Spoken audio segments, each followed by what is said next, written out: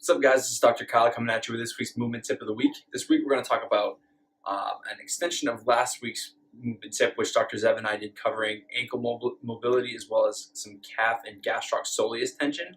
Another reason that a lot of people tend to experience tension in their calves and even in their hamstrings actually may not even be muscle related at all. And one thing I want to talk about a little bit today is as a way to mobilize some nerves in your lower extremities, in your calves and the back of your leg here, to potentially help reduce some of that perceived calf tension that you're doing. This complements what we talked about last week very well, so give that one a look. This one's also going to be relatively quick because we have another patient coming in. But a good way to work on this or create some mobility in your posterior tibial nerves and these nerves in the back of your leg are to simply lay on your back, like so. You can cradle behind your knee if you want to, okay? What you're going to do is, ankle and foot position is important in this, so keep an eye on this. But you're going to bring your foot up until you feel a good amount of tension, okay? And then to foster or stretch out one of these nerves, you're going to bring your foot or your toes up towards your knee and bring it out and away. So you're kind of trying to open your foot up, okay? And that really puts a nice tension on a nerve called your posterior tibial nerve, okay?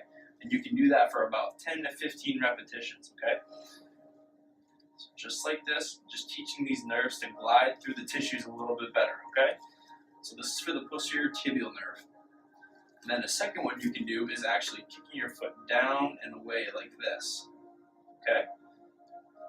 This is for those peroneal nerves, or nerves in the front and side of your leg, okay?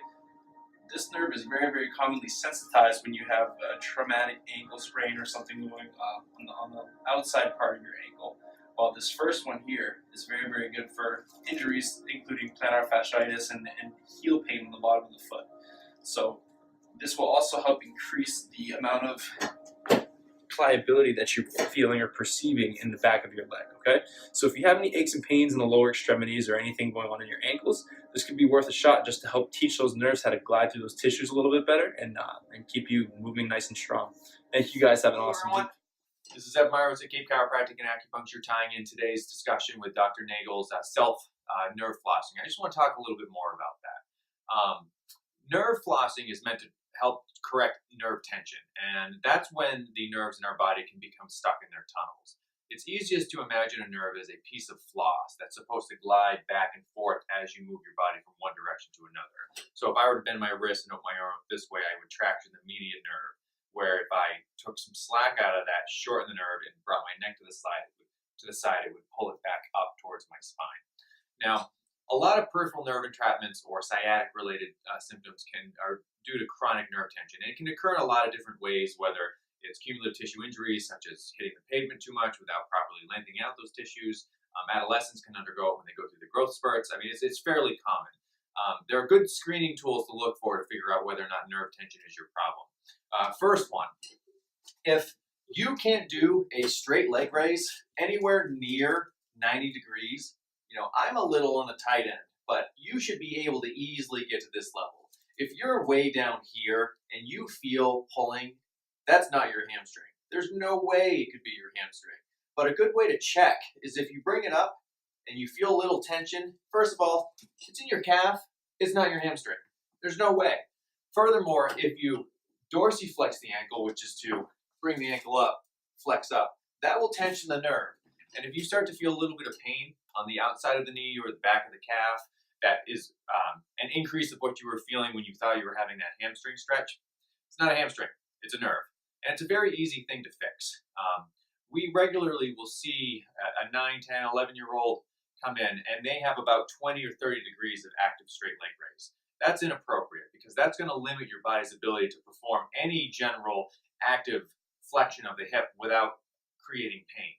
And your body will learn to move around that, and you'll develop faulty movement patterns which can last through the rest of your life. So, some good screening tools.